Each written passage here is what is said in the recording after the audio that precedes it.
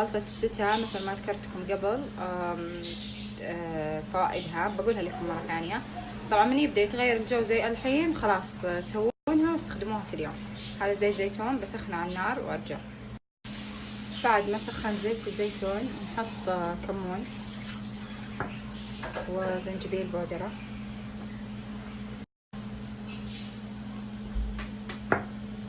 وملعقة فازلين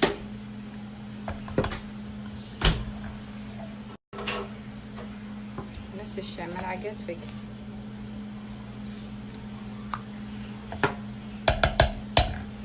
ونحركه.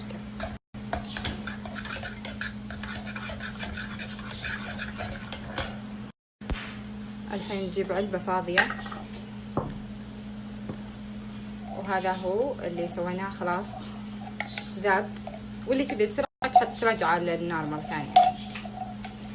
بعدين تصبونه في العلبة.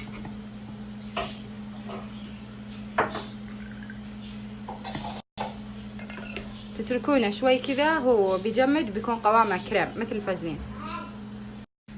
وهذه الخلطة بعد ما بردت شوف شلون كأنه فازلين كذا، كأنه فازلين نفس قوام الفازلين. طبعا بقول لكم انا فوائدها وكيف تستخدمونها.